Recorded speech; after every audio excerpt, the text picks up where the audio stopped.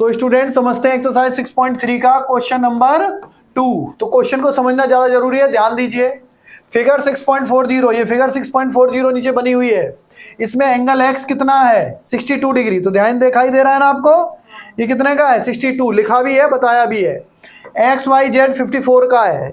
X कहाँ है line, x Y Z, यानी ये पूरा कंप्लीट एंगल कितने का है 54 का लिखा हुआ है। यदि Y O Z O, Y O कहाँ है देखो ध्यान से, वाई ओ दिख रहा है, और कौन सी लाइन जेड ओ, ये दोनों क्या है समद्विभाजित है। समद्विभाजित को इंग्लिश में बोलते हैं बाइसेक्टर।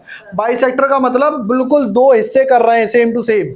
तो चूंकि ये दोनों बाइसेक्टर हैं बच्चों, इसलिए ये वाला एंगल और ये वाला एंगल आपस में इक्वल होगा। जितने डिग्री का ये होगा उतने ही डिग्री का ये होगा। आगे भी इन्होंने इसी तरीके से बताया है कि जो Z Y X Y Z है, एक्स वाई जेड है, इसका बाइसेक्टर कौन सा है ये वाला। तो इसका मतलब ये एंगल और ये एंगल आपस में इक्वल होंगे। समझ में आ गया कि नहीं आया? ये हमें दिया हुआ है। तो क्या क्या दिया है एक बार फिर से सुन लो। ये एंगल दिया है, ये पूरा एंगल 54 का है। कह दिया ये बाइसेक्टर है। बाइसेक्टर का मतलब ये पूरे एंगल को दो टुकड़ों में डिवाइड कर रहा है, दो टुकड़ों में डिवाइड कर रहा है। ये पूरा एंगल कितने का है 54 का। तो दो टुकड़े करो, 54 को हाफ करो तो कितना आएगा 27। इसका मतलब ये एंगल भी 27 होगा, ये एंगल भी 27 होगा, और जितने डिग्री का ये एंगल होगा उतने डिग्री का। अब पूछा क्या क्या ये समझ लेते हैं एक बार। तो क्वेश्चन में पूछा है ओ जेड वाई, ओ को पकड़ो कहाँ है, ये ओ है, ये जेड है, ये वाई है, यानी ये वाला एंगल आपसे पूछा हुआ है। समझ में आ रहा है?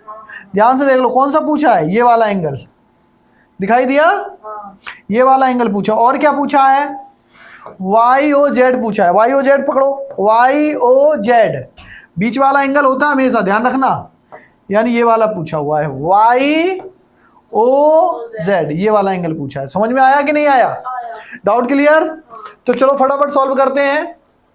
तो सबसे पहले ये दिया है कि ये दोनों बाइसेक्टर हैं, तो लिख देते हैं वाई ओ एंड, ये वाली लाइन यहां से देख के लिख रहे हैं, Z O are the bisector of, are the bisector of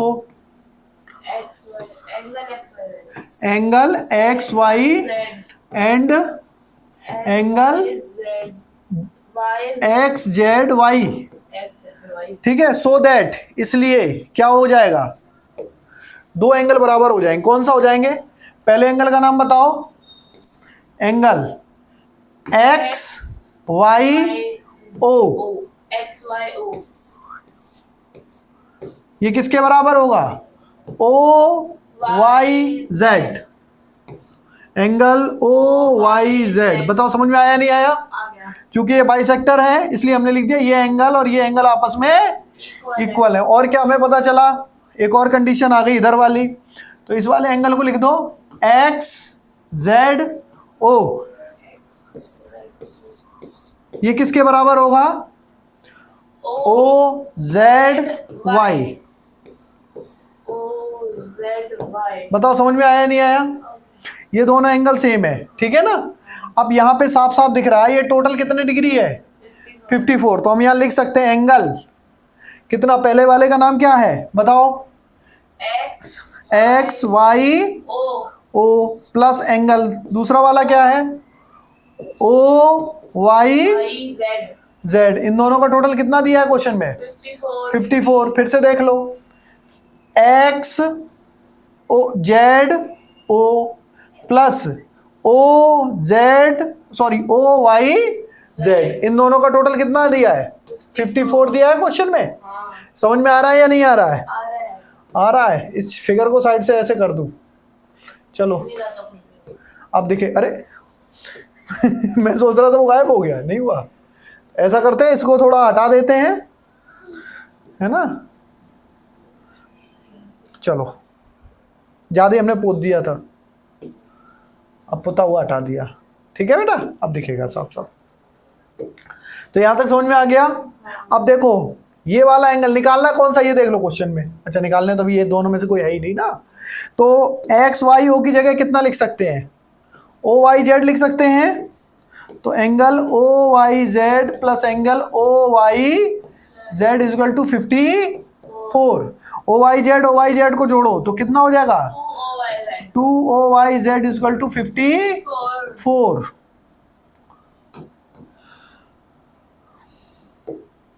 तो angle O Y Z is equal to हो गया 54 डिवाइड बाई ये जो 2 है ये डिवाइड में आ गया, काट दो, 2 1 जा 2 2 जा 4 2 7 जा 54। तो ओ वाई जेड ये वाला एंगल निकल आया कितना? 27। बताओ समझ में आया या नहीं आया? पक्का पक्का आया, कच्चा कच्चा आया? पक्का पक्का। चलो अच्छी बात है, यहां तक क्लियर है। चलो अब मूव करते हैं आगे की ओर। यहां तक निकला। अब देखो ये भी एंगल बाइसेक्टर्स हैं दोनों, दिख रहा है कि नहीं दिख रहे हैं? लेकिन उससे पहले हमें ये एंगल मालूम है नहीं, तो इस एंगल को निकाल लेते हैं। तो ध्यान से देखो बेटा, angle X plus angle Y plus angle Z ये तीनों मिला के कितना होता है? 180। क्यों? हाँ, sum of all angles of triangle.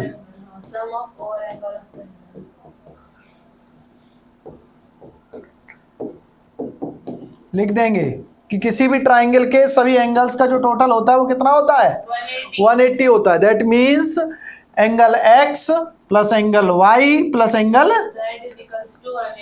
अच्छा, अब ऊपर से देख के बताओ एक्स की वैल्यू कितनी है, वाई की वैल्यू कितनी है?